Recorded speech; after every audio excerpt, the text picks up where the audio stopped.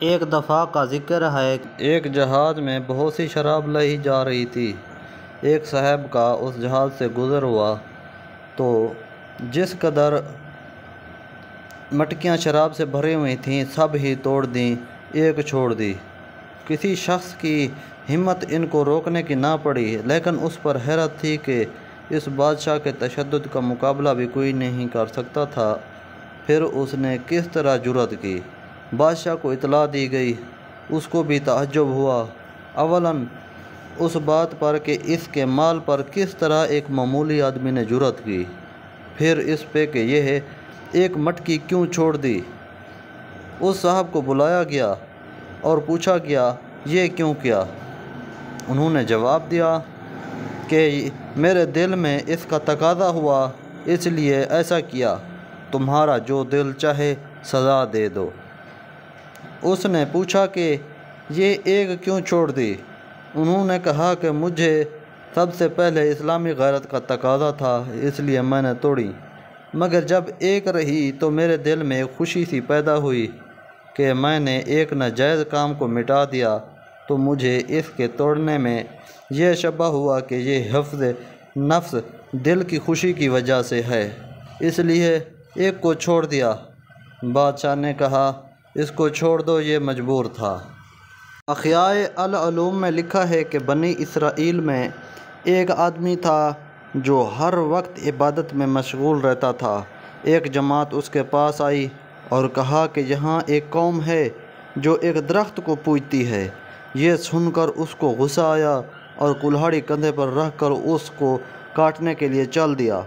راستے میں شیطان ایک پیر مرد کی صورت میں ملا۔ عابد سے پوچھا کہاں جا رہے ہو؟ اس نے کہا فلاں درخت کاٹنے جاتا ہوں۔ شیطان نے کہا تمہیں اس درخت سے کیا واسطہ؟ تم اپنی عبادت میں مشغول رہو، تم نے اپنی عبادت کو ایک محمل کام کے واسطے چھوڑ دیا۔ عابد نے کہا یہ بھی عبادت ہے۔ شیطان نے کہا نہیں کاٹنے دوں گا، نہیں کاٹنے دوں گا۔ دونوں میں مقابلہ ہوا۔ وہ عابد اس کے سینے پر چڑھ گیا۔ شیطان نے اپنے کو عاجز دیکھ کر خوشامد کی اور کہا اچھا ایک بات سن لے۔ عابد نے اس کو چھوڑ دیا۔ شیطان نے کہا کہ اللہ نے تجھ پر اس کو فرض تو کیا نہیں، تیرا اس سے کوئی نقصان نہیں، تو اس کی پرستش نہیں کرتا، تو اس کی عبادت نہیں کرتا۔ اللہ کے بہت سے نبی ہیں، اگر وہ چاہتا تو کسی نبی کے ذریعے سے اس کو کٹوا دیتا۔ عابد نے کہا میں ضرور کاٹوں گا۔ پھر مقابلہ ہوا۔ وہ عابد اس کے سینے پر چڑھ گیا۔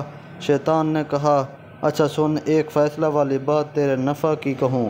اس نے کہا شیطان نے کہا تو غریب ہے، دنیا پر بوجھ بنا ہوا ہے، تو اس کام سے باز آئیں، تجھے روزانہ 3 دینار اشرفی دیا کروں گا، جو روزانہ تیرے سرہانے رکھے ہوئے ملا کریں گے، تیری بھی ضرورتیں پوری ہو جائیں گی، فقیروں کی مدد کر سکے گا اور بہت سے ثواب کے کام کر سکے گا۔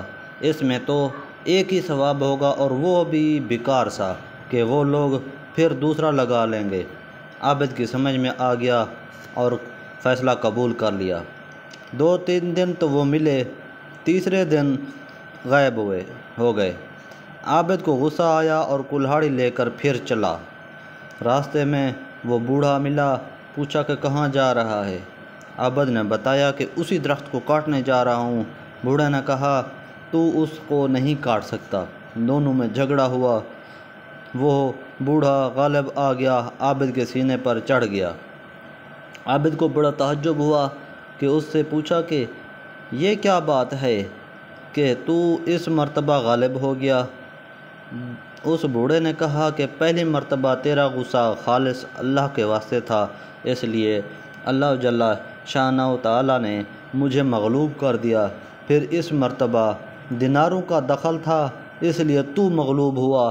حق یہ ہے کہ جو کام خالص اللہ کے واسطے کیا جاتا ہے اس میں بڑی قوت ہوتی ہے۔